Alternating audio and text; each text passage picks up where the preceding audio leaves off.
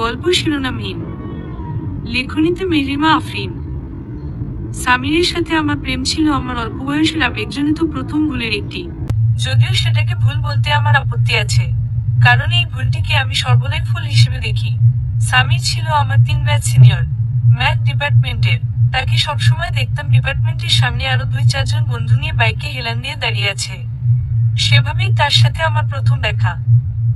সে প্রায় ফ্রেশারদের সাথে দেখা করার জন্য ক্লাসে আসতো। তেমনি একদিনে তার সাথে আমার পরিচয়। আমি বসেছিলাম ক্লাসের সবচেয়ে পশ্চিম দিকের বেঞ্চে, ভীষণ জড়সড় হয়ে। সামির আমার দিকে এগিয়ে এসে বলল, নাম কি তোমার? আমি মাথা নামিয়ে উত্তর দেই, তরুলতা। সামির আমার মুখোমুখি চেয়ারে বসলো। একেবারে কাটকাট স্বরে জানতে চাইলো, প্রেম আছে কোথাও? আমি ধরফরিয়ে উঠি। দ্রুত মাথা নেড়ে বলি, না না, আমার কোনো প্রেম নেই ভাইয়া। সামির আর কিছু বলেনি সেদিন, কেবল মাথা নেড়ে রুম থেকে বেরিয়ে গিয়েছিল। তারপর একদিন ছুটির পর আমার সামনে এসে বাইক থামিয়ে বলল, বাড়ি কোথায় তোমার? আমি ভীতু স্বরে বললাম, কাজীর দেউরি। চলো, ড্রপ করে দেই। আমি তড়িঘড়ি করে উত্তর দেই, না না, তার কোনো প্রয়োজন নেই। সামির খানিকটা ধমকে উঠলেন। থমথমে মুখে বললেন, উঠতে বলেছি, চুপচাপ ওঠো। আমি একটা শুকনো ঢোক গিলে তার বাইকে উঠলাম। সামির আমাকে ঠিক গুলির সামনে এনে নামিয়ে দিল। আমি বাধ্য মেয়ের মতো মাথা নামিয়ে বাড়ি চলে গেলাম। এরপর থেকে সামির রোজ রোজ ক্যাম্পাসের বাইরে বাইক নিয়ে দাঁড়িয়ে থাকতো। আমি বেরিয়ে আসতেই বাইক স্টার্ট দিয়ে বলতো, চলো তরু, আমি তোমার বাড়ির সামনে দিয়ে যাচ্ছি, তোমায় ড্রপ করে দেই। সামির ছিল ক্যাম্পাসের মেয়েদের মনোযোগের কেন্দ্রবিন্দু। মেয়েদের একটা অদ্ভুত স্বভাব আছে, তারা যোগ্য ছেলেদের ছেড়ে বখাটে আর বন্ডুলে ছেলেদের প্রেমে মজে। সামিরের ক্ষেত্রেও সেটাই হলো। পড়াশোনায় তার অবস্থা ছিল শোচনীয়। সারাদিন বাইকে করে পথে পথে ঘুরে বেড়ানোই তার একমাত্র কাজ। এমন একটা শেকড়হীন ছেলেকে পছন্দ করার মতো কিছুই নেই, অথচ মেয়েরা তাকে ভীষণ পছন্দ করত। বলতে দ্বিধা করলে সত্য, একটা সময় গিয়ে আমি নিজের সামিরকে পছন্দ করেছিলাম।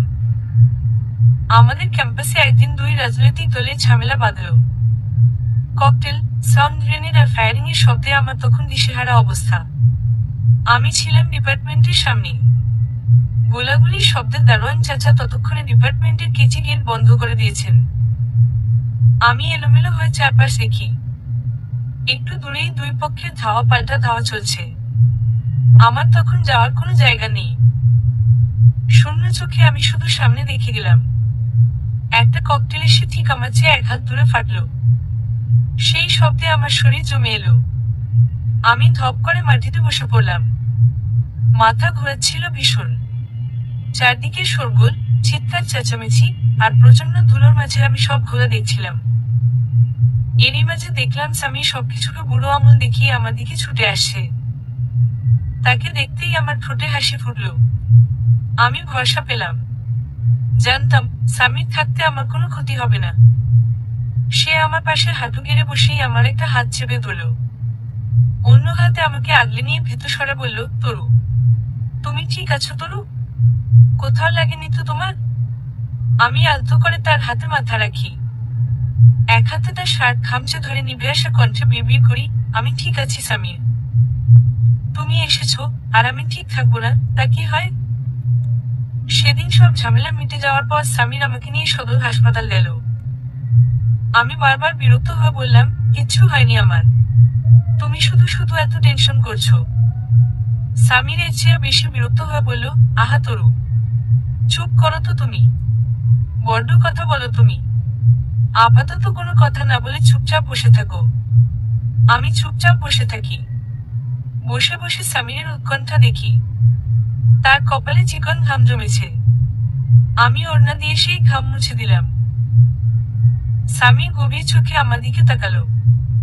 আস্তে করে আমার একটা হাত নিজের হাতের মুঠোয় নিয়ে বলল, তরু, একটা কথা শুনবি? আমি মুচকি হাসি।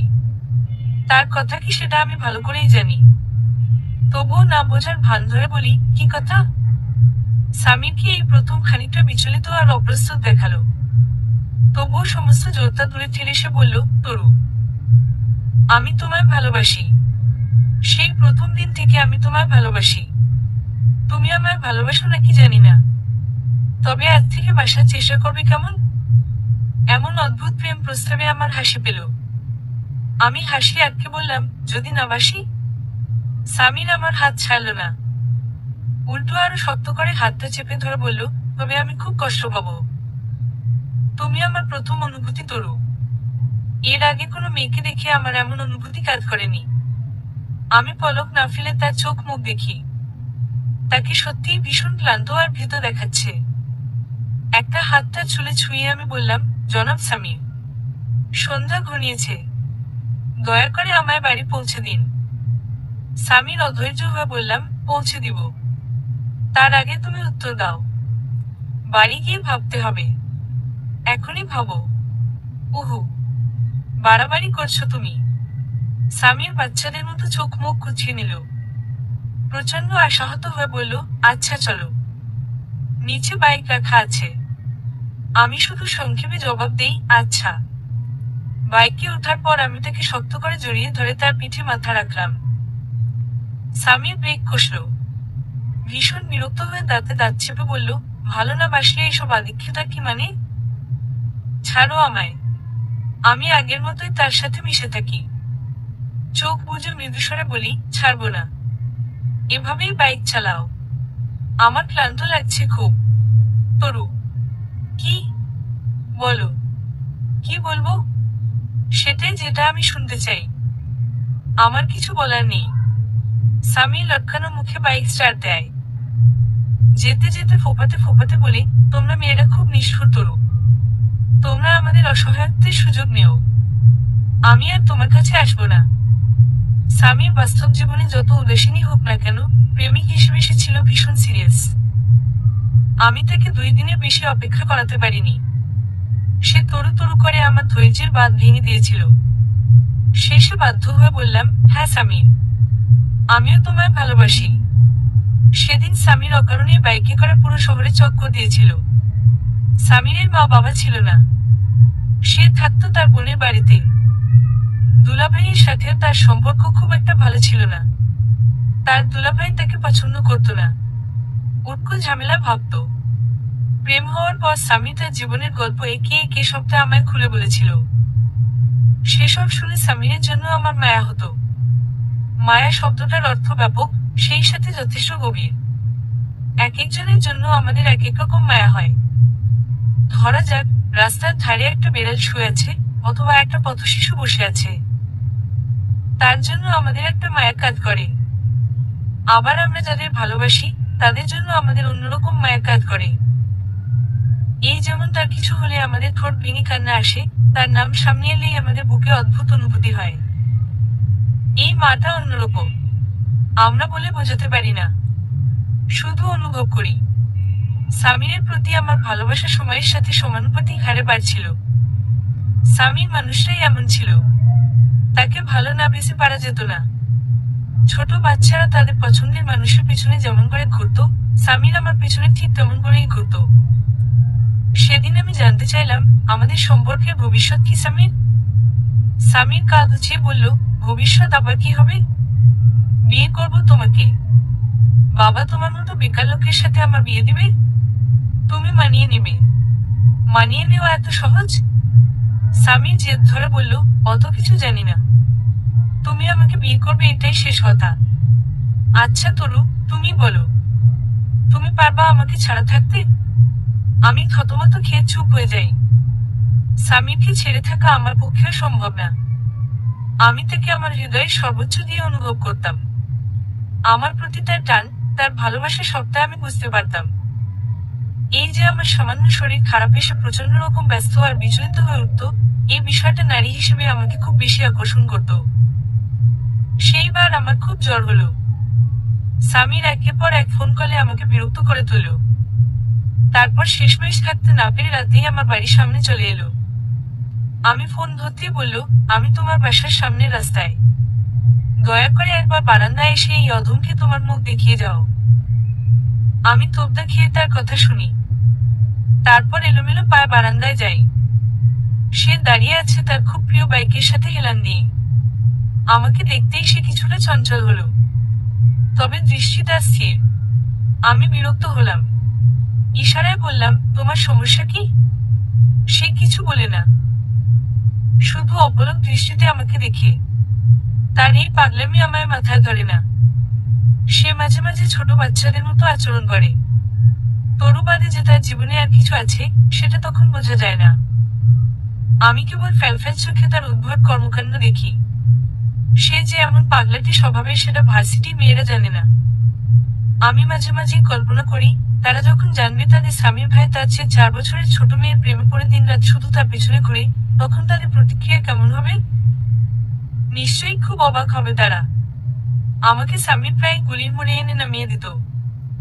রোজ রোজ একই কাজ করলে সেটা কারো না কারো চোখে পড়বেই, স্বাভাবিক বিষয়।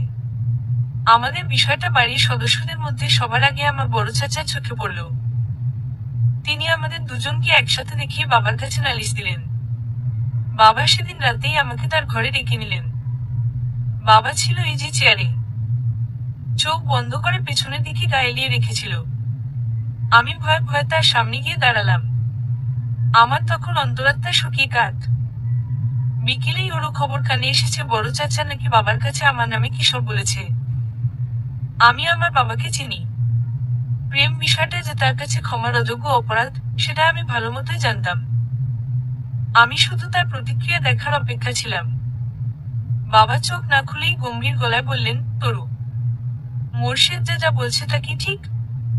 আমি একটা ঢোক গিলে নিজেকে ধাতস্থ করি। কচি কিশোরীদের মতন কেঁপে ওঠা স্বরে বলি, জি বাবা। আসলে আমি। বাবা আমার উত্তর শুনতে চাইলেন না। আগের মতো করেই শোধালেন, কি করেছিলে? আমি দুহাত কচলে ইতস্তত করে জবাব দেই, আপাতত কিছু না। বয়স কত? আমার চেয়ে 4 বছর বড়। বাবা এবার চোখ খুললেন। তার দৃষ্টি দেখেই আমার শিরদাঁড়া বেয়ে ঠান্ডা তরল নেমে এলো। বাবা রাশভারী গলায় বললেন, বাপ মা কি করেছিলেন? বাড়ি কোথায়? আমি একেবারে ক্ষীণ স্বরে উত্তর দেই, বাবা মা নেই, বোনের বাড়িতে থাকে। বাবা যেন কিছুটা আশ্চর্য হলেন। অবাক দৃষ্টি মেলে আমাকে রেখে বললেন, তরু, তোমার মাথা ঠিক আছে? একটা বেকার, ছিন্নমূল, ভবঘুরে ছেলের সাথে সম্পর্ক গড়েছ তুমি? এই সম্পর্কের পরিণতি কি তরু? সেদিন এক অদ্ভুত রকমের সাহস আমার শরীরে এসে ভর করল। আমি দৃঢ় স্বরে বললাম, আমরা দুজন দুজনকে বিয়ে করতে চাই বাবা। বাবার চোখ দুটো আমার মুখের উপর স্থির হলো। তিনি কেবল চেয়ে আমার পরিবর্তন দেখলেন। যে তরুণতা তার মুখের উপর কিছু বলার সাহস পর্যন্ত পেত না, সেই তরু আজ বিয়ের মতো নাজুক বিষয়ে তার উপর কথা তুলছে।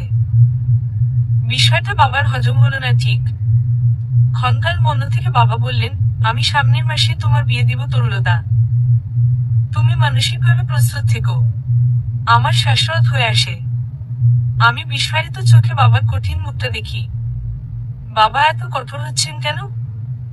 আমার শরীরে তখন উৎকণ্ঠা আর সাহসের অদ্ভুত সংমিশ্রণ ঘটেছিল।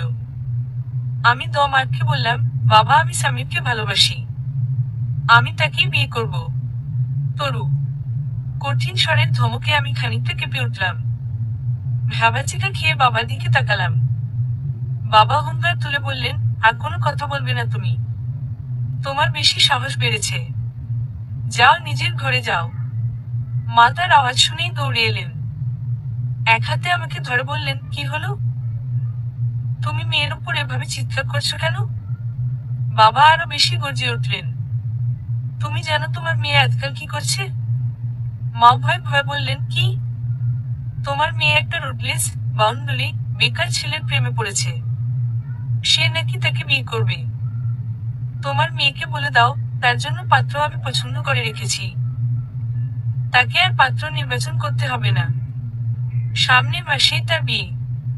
মা বোকা বোকা চোখে তার কথা শুনে তারপর আমার দিকে অসহায় দৃষ্টি মেলে তাকায়। আমার তখন হুঁশ নেই। অসংখ্য উল্টাপাল্টা চিন্তায় মাথা ভার হয়ে আসছিল আমার। আমি রোবটের মতো হেঁটে নিজের ঘরে চলে গেলাম। খাটে বসেই আমি হাঁটুতে মুখ গুজে কতক্ষণ ফুপিয়ে কাঁদলাম। স্বামীকে আমি কি বলবো? কিভাবে এই পরিস্থিতির মোকাবিলা করব আমি? সামিরকে ব্যাপারটা জানানোর পর সে নিজে কেমন হতভম্ব হয়ে গেল। প্রচন্ড বিচলিত হয়ে বলল, এখন এখন আমি কি করব তরু?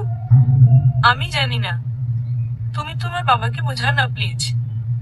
চেষ্টা করেছি, কাজ হয়নি। সামির আচমকা আমার 2 হাত জোর করে ধরল। তীব্র অনুযোগের সুরে বলল, প্লিজ তরু, আমি বাঁচব না তোমায় ছাড়া। তুমি একটু আমার কথা ভাবো। তুমি অন্য কাউকে বিয়ে করে নিলে আমার কি হবে তরু? তুমি কি চাও এত অল্প বয়সে আমি এসাইলেমে যাই? আমি বিরক্ত হই তার কথায়। বড্ড বাজে বকো তুমি সামির। তুমি আমার কষ্ট বুঝতে পারছো তরু? পারছি না, তুমি পারছো না। আমার মাথা ফেটে যাচ্ছে চিন্তায়। ফেটে যাক, আমি কি করব? সামির একদম গম্ভীর হয়ে বলল, তরু, তোমার অন্য কোথাও বিয়ে হয়ে গেলে আমি ছাদ থেকে ঝাঁপ দিব। বেশ হবে, তবে দয়া করে সুইসাইড নোটে আমার নাম লিখো না। আমি এসব ঝামেলা নিতে পারবো না। বাহ, আমি এখন ঝামেলা হয়ে গেলাম? হ্যাঁ, হয়ে গেলে। সামির বাইক স্টার্ট দিয়ে আমাকে ফেলে রেখেই চলে গেল। আমারও তখন মাথায় রাগ চেপেছে। আমি তাকে তৎক্ষণাৎ ফোন দিয়ে বললাম, আর কখনো আমাকে কল দিবে না। আমি বাবার পছন্দের ছেলেকেই বিয়ে করছি। আমাদের সাময়িক বিচ্ছেদ সেদিনই হয়েছিল। একেবারে কিশোর কিশোরীদের মতো, অকারণে বিচ্ছেদ। না কোনো শক্তপোক্ত কারণ ছিল, আর না কোনো কিছু ছিল। দুজনের রাগ হলো, অমনি দুজন কথা বলা বন্ধ করে দিলাম। ওদিকে বিয়ের দিন ঘনিয়ে আসা শুরু করলো। সামির ধৈর্যের বাঁধ ভেঙে বিয়ের 3 দিন আগে ফোন দিল। রিসিভ করতেই হড়বড় করে বলল, তরু, আমার ভুল হয়েছে। ক্ষমা করো আমায়। আর দয়া করে ফিরে আসো। আমি আশ্চর্য হই। অদ্ভুত তো, এই মুহূর্তে ফিরে আসবো কিভাবে? পাগল তুমি? আমি কিছু জানি না। তুমি ফিরে আসো, নয়তো আমি সত্যি সত্যি মরে যাব। সামির, তুমি কিন্তু বাড়াবাড়ি করছো। সামির আমার কথা শুনেই খ্যাক করে উঠল। শালা, আমি মরে যাচ্ছি এদিকে, আর তুমি আছো বাড়াবাড়ি নিয়ে। শোনো তরু, আমি এখন ডিপার্টমেন্টে ছাদে আছি। তুমি যদি 20 মিনিটে এখানে না আসো, তাহলে আমি ছাদ থেকে ঝাঁপ দিব। দেওয়ার আগে বলে যাব, তোমরা মেয়ে মানুষ পৃথিবীর সবচেয়ে পাষাণ জাতি। তোমরা প্রথমে মায় ফেলো, তারপর নিজেরাই ফেলে দাও। আমি প্রচন্ড বিরক্ত হয়ে বললাম, ফোন কাটো সামি। কেটে তোমার যা খুশি করো। যাও। 10 মিনিট পরেই রাফি ভাই আমায় কল দিলেন। অত্যন্ত ব্যস্ত স্বরে বললেন, তরুলতা, সম্ভব হলে তুমি একটু ডিপার্টমেন্টের সামনে এসো। সামির কয়েকদিন ধরেই পাগলামি করছে ভীষণ।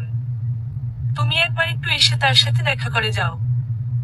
আমার ভেতরটা অস্থির হয়ে উঠল। আমি চঞ্চল হয়ে শুধাই, সব ঠিক আছে তো ভাইয়া? আরে তরুলতা, তুমি ভয় পাচ্ছ? তেমন কিছু হয়নি। তুমি একবার শুধু এসো। আমি ফোন কেটেই কোনোরকমে সবার চোখ এগিয়ে বাড়ি থেকে বেরিয়ে এলাম। ডিপার্টমেন্টে পৌঁছতে আমার সময় লাগলো 15 মিনিটের মতো। সামির তখন ছাদের রেলিংয়ে 2 পা ঝুলিয়ে বসেছিল। আমি ছাদে উঠে গলার স্বর চড়া করে তাকে ডাকলাম, সামি। সে আমার দিকে তাকালো। আমাকে দেখতেই তার ঠোঁটে মৃদু হাসি ফুটল। সে হাত নেড়ে বলল, তরু, আইনো তুমি আসবে। এখানে এসো। আমার মাথায় তখন খুন চেপেছে। আমি ধপ ধপ পায়ে তার দিকে এগিয়ে গেলাম। হাত বাড়িয়ে তার কলার টেনে ধরে ধমকে উঠলাম, এসব কি সামির? কি পেয়েছোটা কি তুমি? সামির দাঁত খেলিয়ে হাসল। সেই হাসিতে আমার সমস্ত শরীর রিরি করে উঠল। সে বলল, এসব কিছু না তরু। তোমাকে না পেয়ে দেবদাস হব। এখন থেকেই তার প্রস্তুতি নিচ্ছি। আমি তার মুখের দিকে তাকালাম না। আমার চোখ গিয়ে এককালো তার হাতে থাকা বোতলের দিকে। আমার দৃষ্টি অনুসরণ করে সে স্মিত হেসে বলল, কেরু, একেবারে সস্তা। দেবদাস হওয়ার প্রথম এবং সবচেয়ে গুরুত্বপূর্ণ ধাপ। আমি দাঁতে দাঁত চেপে বললাম, তুমি আমাকে ইমোশনালি ব্ল্যাকমেইল করছো সামির। হ্যাঁ করছি। তবুও তুমি আমার হয়ে যাও। আমি তোমাকে রানী করে রাখবো তরু। সে আস্তে করে আমার হাতটা ধরল। সেই আলতো স্পর্শে আমার ভেতরটা ধক করে উঠল। সামির একদম ঘোর লাগা স্বরে বলল, তুমি ওই বিয়েটা করো না তরু। কারো আত্মার হত্যা করার মতো জঘন্য পাপ তুমি করো না। আমি 2 কদম পিছিয়ে গেলাম। যেতে যেতে শুধু বললাম, তুমি ভালো থাকো, আমার অপেক্ষা করো না, আর দয়া করে ওসব ছাইপাশ খেও না। সেদিন বাড়ি এসে আমি কিছুতেই শান্ত হতে পারলাম না। সামিরের ফ্যাকাশে অসহায় মুখটা বারবার মনে পড়ছিল।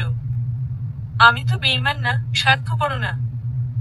সামিরের দিকে দেখে কি আমি আরো একটা ভুল সিদ্ধান্ত নিতে পারি না? সেই রাত আমি শুধু ভেবেই গেলাম। আনুমানিক রাত 2টার দিকে আমি সিদ্ধান্ত নিলাম, সন্তান হিসেবে সবচেয়ে বাজে কাজটা আজ রাতেই আমি করব। কারণ আমার সামনে আর কোনো উপায় অবশিষ্ট নেই। আমি সেদিন রাতে বাড়ি থেকে পালিয়ে গেলাম, তাও আবার একেবারে ছাপোষা, ছিন্নমূল একটা ছেলের সাথে। সামির আমাকে দেখে স্মিত হাসল, ভ্রু তুলে বলল, এবার? আমি ক্লান্ত শ্বাস ছাড়ি, এলোমেলো হয়ে উত্তর দেই, আর কি? কাজে অফিস খুঁজো, কালকেই বিয়ে করব। সেই রাতে আমরা যাযাবরের মতো পথে পথে ঘুরলাম। সামির পকেটে হাত গুজে অন্য হাতে আমার হাত ধরে সামনে হাঁটতে হাঁটতে বলল, এটা হলো আমার ব্যাচেলর জীবনের শেষ রাত, তোমার ক্ষেত্রেও তাই। আজ একটু ভবঘুরে হয়ে ঘুরো, কাল থেকে সংসার করবে মন দিয়ে। আমি হাসি, জানতে চাই কিভাবে সংসার করব? কি আছে তোমার সংসারে? উহু, আস্তে আস্তে হবে সংসার, তুমি এত ভেবো না। আমরা দুজন ল্যাম্পপোস্টের ধারে একটা বেঞ্চে গিয়ে বসলাম। দূর থেকে কুকুরের ডাক কানে আসছে। সামির রাস্তা দেখতে দেখতে বলল, আমরা একটা ছোট্ট সংসার বাঁধবো তরু, শুধু তুমি, আমি আর অনেক অনেক ভালোবাসা। আমি ফিক করে হেসে দিলাম, ঠোঁট টিপে বললাম, ভালোবাসা ছাড়া আর দেওয়ার মতো তোমার আছেটা কি? সামির মুখ বাঁকা করে বলল, বাজে বকো না তরু, কথায় কথায় খোঁটা দেওয়া কোনো ভালো বউয়ের কাজ না। বাবা, তুমি কোথাকার ভালো বর শুনি। সামির পাশে থাকা বাইকটা দেখিয়ে বলল, আমি চাইলেই এটা বেছে দিয়ে আরামে আইসে 2-3 মাস কাটিয়ে দিতে পারি, কিন্তু আমি শুধুমাত্র তোমার কথা ভেবে এটা বেচার সিদ্ধান্ত নাকচ করেছি। আমি কপাল কুঁচকে বললাম, কি?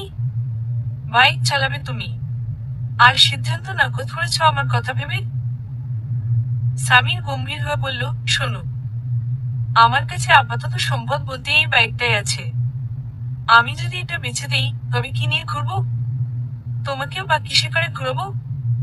তাই এটাকে অন্ধের লাঠি হিসেবে রেখে দিলাম, বড় বিপদ হলে তখন বেছে দিব। আমার চিন্তা সুন্দর, তাই না? আমি হাসি, মাথা নেড়ে বলি, একদম। তোমার চিন্তা খুব সুন্দর। আমার গলায় একটা স্বর্ণের চেইন ছিল, দুবাই থেকে বড় মামা এনেছিল গত বছর। আমি বাড়ি থেকে কোনো ক্যাশ আনিনি, জামাও এনেছি কেবল 2টা, সাথে 2টো শাড়ি। চেইনটা সামিরের দিকে বাড়িয়ে দিয়ে বললাম, এই নাও, আপাতত এটা ভেঙে কাজ চালাও। সামির লজ্জিত মুখে চেইনটা হাতে নিল, একেবারে নিচু স্বরে বলল, যদি কোনোদিন সুযোগ হয়, তবে এর চেয়ে 10 গুণ বেশি ফিরিয়ে দিব তোমায়।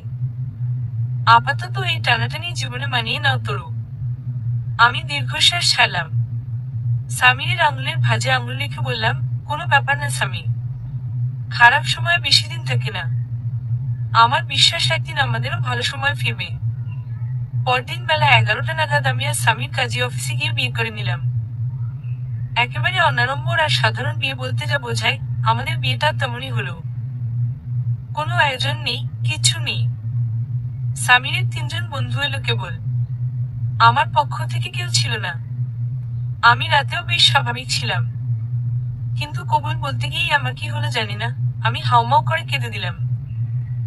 প্রেমিকা হিসেবে তরুলতা সেদিন 100তে 100 হলের সন্তান হিসেবে সে নেমে এসেছিল একেবারে নিকৃষ্ট পর্যায়ে।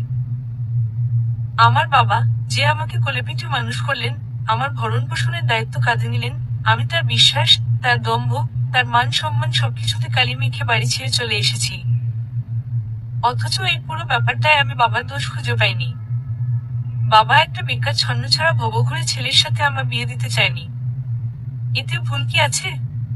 আমি তো কোনো ভুল খুঁজে পাই না। আমার সন্তান হলে তো আমি এমনই করতাম, তাই না? সামির অপরাধীর মতো চোখ করে আমার দিকে তাকালো। আমি বুঝলাম তার কিছুটা অনুশোচনা হচ্ছে। কাজী অফিসের লোকজন সব অদ্ভুত চোখে আমায় দেখছিল। আমি আর তামাশা করলাম না। দ্রুত কবুল বলে কাবিননামায় স্বাক্ষর করে দিলাম। সামির আর আমার সংসার শুরু হয়েছিল মালিবাগে, 2 রুমের একটা ছোট্ট বাসায়। ভাড়া ছিল 5,500 টাকা। অনেক খুঁজে তারপর এত সস্তায় বাড়িটা জোগাড় করেছিল সামির। বলা বাহুল্য, আমাদের মাথার উপর কোনো শক্ত ছাদ ছিল না। টেনশনের খুবই নড়বড়ে বাড়িতে আমরা থাকলাম। সামির বাড়িতে পা রেখেই অনুতপ্ত হয়ে বলল, দুঃখিত তরু। বড়লোকি জীবন থেকে ঠাস করে এমন গরিবী জীবনে নামিয়ে আনার জন্য আমি দুঃখিত। আমি স্বচ্ছ হেসে দুঃখদের বিদায় জানিয়ে দিলাম। এত দুঃখ পেয়ে কি হবে? বাড়ি ছেড়ে পালানোর আগে সবকিছু ভেবে তবেই পালিয়েছি। আমার আর কোনো আফসোস নেই। এই ছোট্ট বাড়িতে থেকে যদি সামিরকে পাওয়া যায় তবে সেটাই সই। আমি যদিও পাই টানাটানি জীবন মেনে নিয়েছিলাম, কিন্তু আমার শরীর কিছুতেই ব্যাপারটা মানতে পারছিল না। টিনের বাড়ি। সকালে রোদ এসে পুড়িয়ে দিয়ে যায়, রাতে আবার ঠান্ডায় গা জমে যায়। আমি একেবারে অসুস্থ হয়ে যাচ্ছিলাম। সামির আতঙ্কিত হয়ে বলল, সে কি তরু, তোমার চেহারার এই অবস্থা কেন? ডাক্তারের কাছে যাবে? আমি দ্রুত মাথা নাড়ি। বিরোধ করে বলি, কোনো প্রয়োজন নেই সামির। টাকা থাকলেই খরচ করতে হয় না। সামির কিছু বলে না, কেবল তার চোখে মুখে একটা অন্যরকম অসহায়ত্ব ফুটে ওঠে। আমি কখনো রান্না করিনি। শখের বসে টুকটাক শিখেছিলাম, কিন্তু সেভাবে নিয়ম করে কখনো রান্না করা হয়নি। সামিরের সাথে বিয়ের পর রান্নার দায়িত্বটা আমিই নিলাম। সামির অবশ্য আমায় একা কিছু করতে দিত না। কাটাকাটি কাজটা সে নিজেই করত। সারা জীবন আড়ম্বরের সাথে বড় হয়ে হঠাৎই এই জীবন আমাকে কেমন নাজেহাল করে দিল। সামির বাড়ি ফিরে আমার ওই বিধ্বস্ত রূপ দেখেই হতচকিত হয়ে বলতো, সে কি, চোখ মুখের এই অবস্থা কেন? আমার হাত তখন চুলোর কালি মেখে বিচ্ছিরি দেখাতো। এমনকি কয়েকদিনে মুখটাও কেমন বিদঘুটে হয়ে গিয়েছিল। আমি খাটে বসে আক্ষেপের সুর তুলে বলতাম, ওসব কিছু না সামির, সবই কর্মফল। আমি বাবার মুখে কালি মেখে এসেছি, এখন প্রকৃতি আমার সমস্ত শরীরে কালি মাখাচ্ছে। বলেই আমি জোরপূর্বক হাসলাম। সামির সেই হাসির আড়ালে থাকা চাপা কষ্ট দেখলো বোধ হয়, তাই আর কোনো কথা না বলে চুপচাপ হাত মুখ ধুতে চলে গেল। আমার পুরনো সিম আমি আরো অনেক আগেই ফেলে দিয়েছি।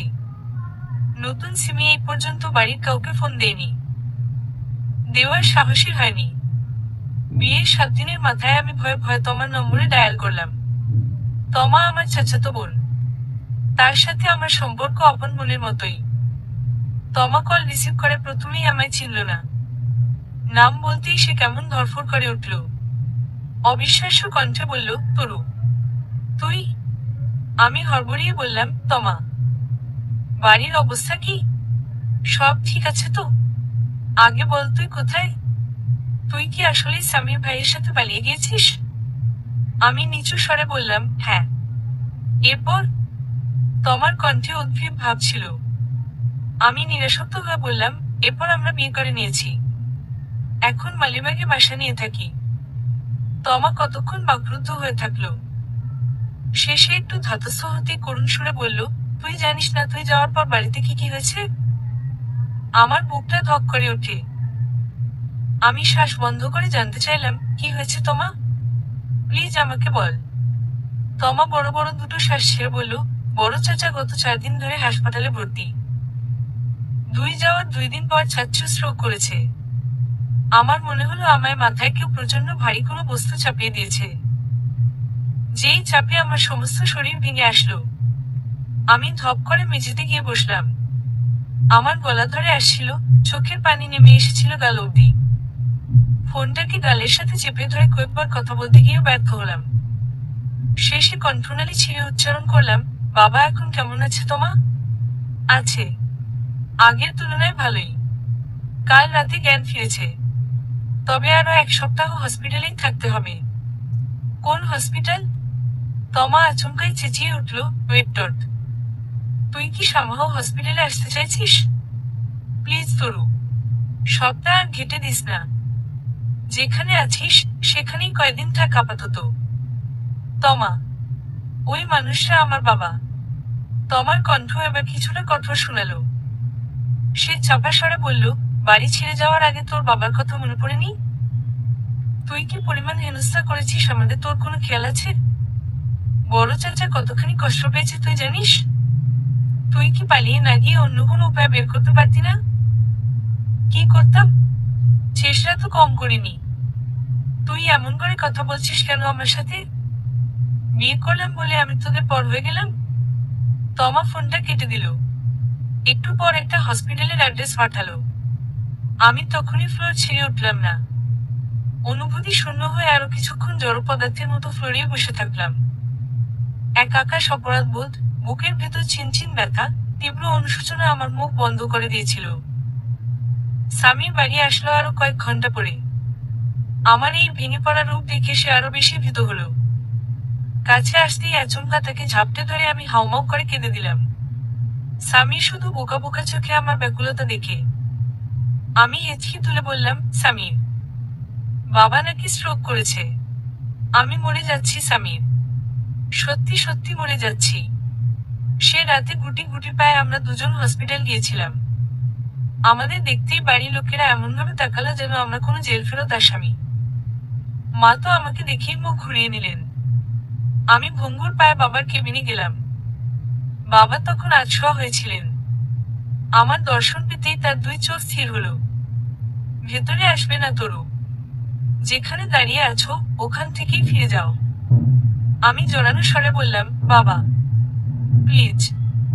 বাবা কোনো প্রতিক্রিয়া দেখালেন না। না কোনো ধমক দিলেন, না উঁচু স্বরে কথা বলে হাসপাতালের পরিবেশ নষ্ট করলেন। উল্টো বরফ শীতল কণ্ঠে বললেন, তুমি যাও তরু, তোমার আর আমার সামনে আসার প্রয়োজন নেই। তোমার মতো কুলাঙ্গারকে আমার আর না দেখলেও চলবে।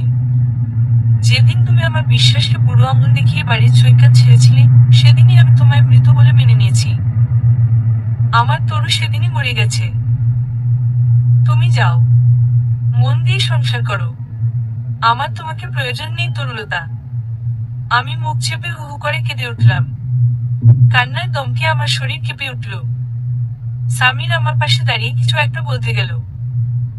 তার আগেই বাবা খানিকটা ধমকে উঠলেন, এই ছেলে, তুমি কোনো কথা বলবে না।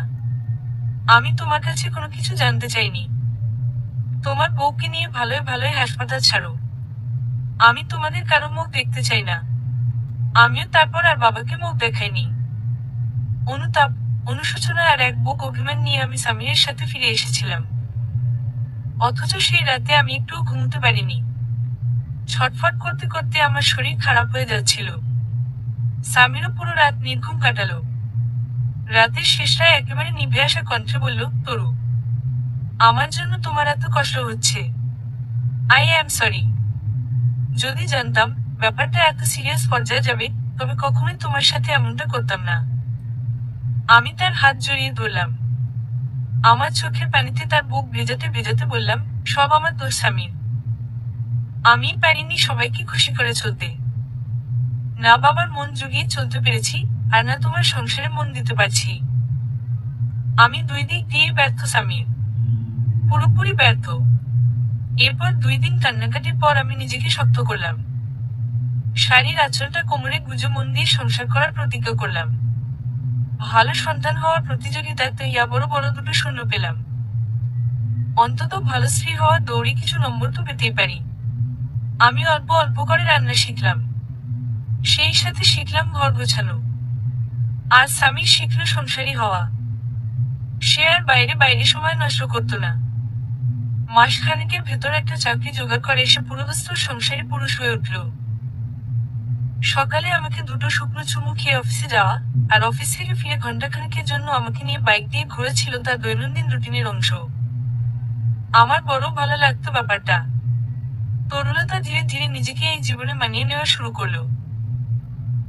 একদিন স্বামীর আক্ষেপ করে বলল, আমি আসলে তোমায় একটা মিথ্যা কথা বলেছি তরু। আমি বলেছিলাম আমার সাথে বিয়ে হলে আমি তোমায় রানী বানিয়ে রাখবো। অথচ রানী বানানো তো দূর, তোমার বাবা তোমায় যেমন করে রেখেছিল, তার 1% আমি রাখতে পারিনি তরু। আমি মিষ্টি এসে তার মাথায় বিলি কাটি। কোমল সুরে বলি, রানী হওয়া কোনটাকে বলে সামির? খুব বেশি অর্থবিত্তে থাকলেই কি রানী হয়? রানী অনেকভাবেই হওয়া যায়। এই যে তুমি রোজ রোজ আমায় নিয়ে ঘুরতে যাও, পাড়ার মোড় থেকে ফুচকা কিনে খাওয়াও, ছুটির দিনে পার্কে গিয়ে গাঁজা কিনে দাও, এই ছোট ছোট যত্নতেও মানুষ রানী হয় স্বামী। আমার সংসারে অন্তত আমি নিজেকে রানী ভাবি। স্বামীর গোল গোল চোখে আমার দিকে তাকায়। তারপর ছোট বাচ্চাদের মতো আমার কোলে মাথা রেখে বলে, আমরা একদিন অনেক ভালো থাকবো তরু। তুমি লিখে নাও আমার কথা। এমন লক্ষ্মী বউ থাকতে কেউ খারাপ থাকতে পারে না। আমরা আক্ষরিক অর্থেই ভালো থাকতে পেরেছিলাম। চাকরির প্রথম 2 বছরে অল্প অল্প টাকা জমিয়ে স্বামীর একটা ছোটখাটো ব্যবসা শুরু করলো। আমি বহু কষ্টে নিজের গ্রাজুয়েশন শেষ করলাম। ব্যবসার শুরুতে কিছুটা মন্দা গেল, তবে আস্তে আস্তে সামান্য লাভ আসতে শুরু করলো। মাস শেষে যখন টাকার পরিমাণ কিছুটা বাড়তো, তখন খুশিতে আমাদের দুজনের চোখ ভিজে উঠত। এই কয় বছরে স্বামীর আরো কয়েকবার বাবার দ্বারস্থ হয়েছিল। বাবা প্রতিবারই তাকে অপমান করে ফিরিয়ে দিলেন, অথচ সে হাল ছাড়ল না। আমি বিরক্ত হয়ে বললাম, বাবা তোমাকে ছাছড়া ভাবে স্বামী, আর কতবার যাবে? সে কাটকাট স্বরে উত্তর দেয়, যতদিন না মানছে ততদিন যাব। কিন্তু আমার তরুণ জীবনে কোনো অপূর্ণতা আমি রাখবো না। আমরা বছরখানেক পরে বাসাবোতে একটা সুন্দর অ্যাপার্টমেন্ট ভাড়া নিলাম, যার ভাড়া ছিল 21,000 টাকা। মোট 4টা রুম। 5,500 টাকার বাসা থেকে 21,000 টাকার বাসায় শিফট হওয়ার যে নিদারুণ অভিযাত্রা, সেটা কেবল স্বামীর আর আমিই জানলাম।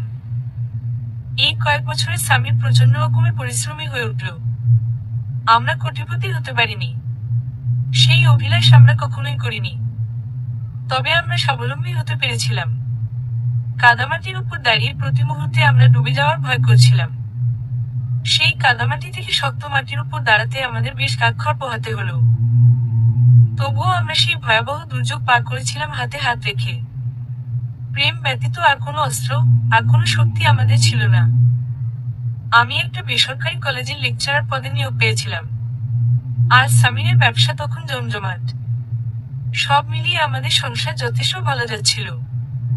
আমরা সেই সংসারকে পূর্ণতা দেওয়ার সিদ্ধান্ত নিলাম। সন্তান ছাড়া কি কোনো সংসার পূর্ণতা পায়? আশ্বিনের শেষ ভাগ চলছে। আজকের আবহাওয়া চমৎকার। বারান্দায় দাঁড়িয়ে যতবার আকাশ দেখছি, ততবার আমার মন ভালো হচ্ছে যাচ্ছে। শরৎ স্বচ্ছ বাতাস আমার শরীরে লেগে আমার দুজনকে সিক্ত করে গেল। আমি পেটে হাত রেখে বড় করে শ্বাস টানি। তার সাথে আমার 3 মাসের গভীর সম্পর্ক। আজ আমার জন্মদিন। আমার স্বামী কাল রাতে নিজ হাতে আমার জন্য কেক বানিয়েছে। স্বাদের কথা জানি না, তবে কেকটা দেখে আমার মন চাইছিল সারা জীবন সেটা শোকেসে রেখে দিই। সারাদিনের ব্যস্ততা শেষে ছেলেটা আনাড়ি হাতে আমার জন্য কেক বানালো। স্ত্রী হিসেবে তরুলতার আর কি চাইবার আছে? আমি যখন কেকটা মুখে দিলাম, তখন মনে হলো ভালোবাসা আর অনুভূতিরা সব কেকের রূপ ধরে আমার গলা বেয়ে নেমে এলো। আমি সুখী ছিলাম। ছোট্ট এই জীবনে আমি খুব বেশি সুখী ছিলাম। শুধু একটা জিনিসেরই অপূর্ণতা ছিল। কলিং বেলের শব্দ পেতেই আমি দরজার দিকে ছুটে গেলাম। সামির এসেছে নিশ্চয়ই। দরজা খোলা মাত্রই আমি তাজ্জব হই। সামির একা আসেনি, তার সাথে তার বোন, বোনের বাচ্চা আর তার দুলাভাই ছিলেন। সাথে আরো 2 জন ছিল। তাদের দেখতেই আমার 2 চোখ খোলা হয়ে এলো। আমি 2 কদম পিছিয়ে গিয়ে ধরা গলায় বললাম, বাবা, মা, তোমরা। বাবা ঘরে পা রেখেই সবার প্রথমে আমাকে শক্ত করে জড়িয়ে ধরলেন। আমার মাথায় হাত বুলিয়ে বললেন, তরু, আমার তরু, তুমি কত বড় হয়ে গেছো মা, কত বুঝদার হয়েছ তুমি। আমি নিষ্পলক চেয়ে থাকি। একবার চোখ যায় সামিরের দিকে। তার মুখে প্রশস্ত হাসি। এতদিনের লাগাতার চেষ্টায় সফল হয়ে সে ভীষণ খুশি। আনন্দে চোখ বুজে আসে আমার। সামির মানুষরা এত ভালো কেন? আমার জীবনের সব প্রাপ্তি ষোলকলা পূর্ণ হয়েছিল। বাবা মা আমাদের মেনে নিলেন। মা রোজই এটা সেটা বানিয়ে আমার কাছে চলে আসতেন।